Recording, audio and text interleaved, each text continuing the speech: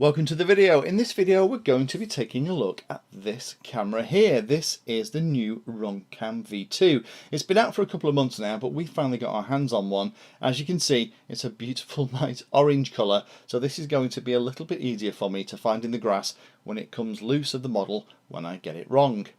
Now, we've used a lot of these style of cameras on the channel over the past couple of months. There is obviously the original RunCam that we did a review video on, so you can go and watch that review video and how we compared it to some of the other cameras that we use regularly. This one has been used ever since we did that video and is a great camera for capturing HD as we fly along. We also have quite a few other Mobius style cameras. These are strapped to lots of other models as well when we don't have a RunCam. And then we have other types of camera too, the more traditional kind of action camera style, the GoPros, and some of the other ones that are similar to the GoPro standard. Now, it's worthwhile us talking a little bit about what we get in the box, talk about the new features on this camera, because they've really thought about how to improve the original RunCam layout, which is very similar to things like the Mobius. In my opinion, this is a little bit nicer. It's obviously thicker. It's about the same width, it's fractionally wider, and the lens is nice too. It's got some extra little bits in front so that if it does fly off, then if it hits anything like a concrete or brick, it isn't going to damage your lens. There's more chance of it hitting these little protuberances. So we'll cover some of the other things they've done to it, as well as the physical enclosure, that have made this a better camera. Then we'll stick it on a rig. We'll put it on a rig with the original RunCam, and we'll also use our trusty Hero 3 GoPro, and we'll take it out and we'll do some comparison video as well. Now, aware that this is uploaded to YouTube in 720p, and the clarity isn't going to be done any favours by the way that YouTube compresses the video. However, what it will give you an idea is how it's handling the hue and saturation.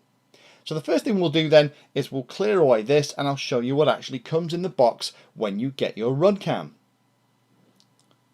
So we do have to say a very big thank you to Banggood.com for sending this to us to try. So let's actually see what came in the box. So the top part of the box is where the camera sat. We have a little adapter for putting the cradle on top of a tripod, which is good. And then underneath, this all came in a box. I've had to put it in here so you can see what it does.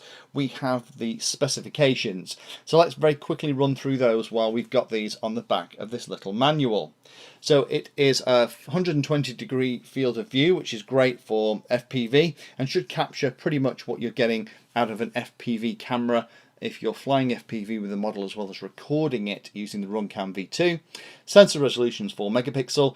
It'll do 1440p at 30 frames a second and 1080p at 60 frames a second, and will even do 120 frames per second in 720p too. It does do TV out, micro USB. It also will give us video out for FPV2, and we'll talk about that in a second because it seems to have very low latency. It does have a micro SD card in the back, and as we've talked about, it's a little bit bigger than the old one. Battery capacity is about 850 milliamp hours. Now, according to the manual, that means that you'll get about an hour running at 1080p 60 frames per second and about an hour and a half. But one of the nice things about this camera, as we'll look at in a moment, is the battery is replaceable, so you could get spares. So rather than with the old one, when the battery started to get low, you'd had it unless you had a charger in the car at the field. This one, at least, you could swap and change the battery over just like you can with more expensive cameras and things like the GoPros. Input power has a massive wide voltage range, so it'll run from anything from 5 volts to 17 volts, so we don't have to be as precious about the camera voltage that we're running it on. The working current is a little bit larger than you'd expect from a normal FPV camera on a quad. It'll run at about half an amp, so you need to be ready for that. It is also a little bit heavier because it's a little bit larger, and the battery itself is inside a case, so it's about 49 grams with battery. So if you're replacing the other RunCam with the new RunCam V2, you're going to have to be aware of that for centre of gravity. So let's go back to the table and see what else we get. So we get an adapter cable for the RCA connector. We get some really nice Velcro with foam mounts and other bits and pieces too. We get a USB cable to plug it into the PC, which is good. We have a cradle that we can use to mount it onto other stuff, and that's where that little part comes from. So if we snap it into the bottom, then now we can actually mount the camera onto a tripod. That's a really nice addition. And then we have some other last cables too. We have a little lanyard strap, and this is the really cool one. This is actually for FPV out, so we can plug this into the USB socket at the back, and once it's plugged in, then we can actually get a FPV signal out of the back that we can connect into our FPV transmitter as well. So that's a nice feature. Last thing in here then is there's also another cover to protect the lens as well. So let's go through a couple of things that I really like about this. The original camera had 3 buttons, which was a little bit confusing. This one is really straightforward, it only has 2. You press and hold the power button for 3 seconds to turn it on. Once it's turned on, you get this lovely ring of light, which is a little bit easier to see on the model, because typically the battery strap is actually over the middle here, so all the buttons are kind of out of the way. Then to start recording, you press it once. So there it is, it's now recording. To stop recording, you press it again. And then to turn it off, you press and hold it for 3 seconds.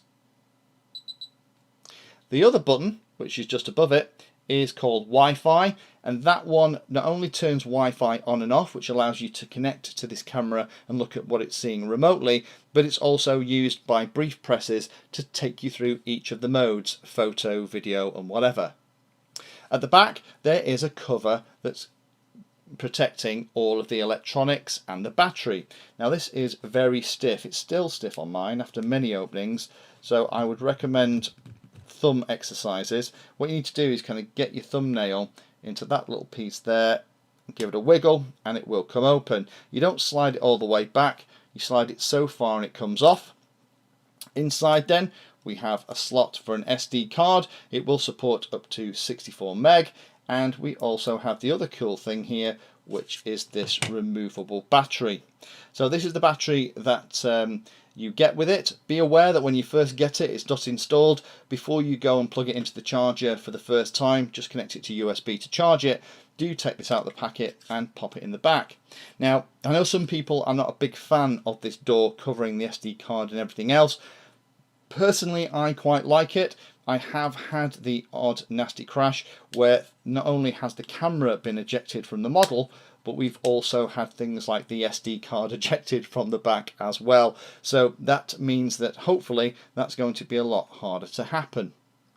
So now we've talked about the specs, I think what we need to do is get it together with its older brother and with the GoPro and do some video and come back and look at how it actually performs.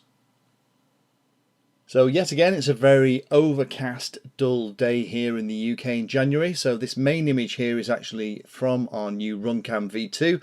The little twist we've just done is just to sync all the videos up. So here in the top right hand corner is the RunCam V1, and below it is the GoPro Hero 3. Now between these two, I've tried to sync them up as best I can. You can see that the performance in terms of the saturation and the colours is very similar between the RunCams, but the difference when we sweep back is you can see how quickly the RunCam V2 is sorting out the contrast. So that's going to be very handy for trying to capture videos where we're running in and out of shadow or we're having to deal with tricky situations. You can see that the colour saturation and the lightness is slightly different. The RunCam V2 is managing to maintain the contrast and is probably the most accurate in terms of the colour balance on the day. It can be very slightly blue, but only very slightly. And as we come up here and then we pan around, it'll give us an idea of the actual width of the lenses. And hopefully you can see that the GoPro is slightly wider than the other two. And then we have the RunCam V1 and the RunCam V2 being very similar. The RunCam V2 lens is fractionally wider, if anything. But again, Colour is really nice on the RunCam V2, and the way it's picking up the detail in the clouds but not losing the detail in the ground is really, really good. So now we've had a look at how it's performing against the older RunCam, the original one that's still available, and the GoPro Hero 3. Let's go back on the bench and I'll give you my conclusion.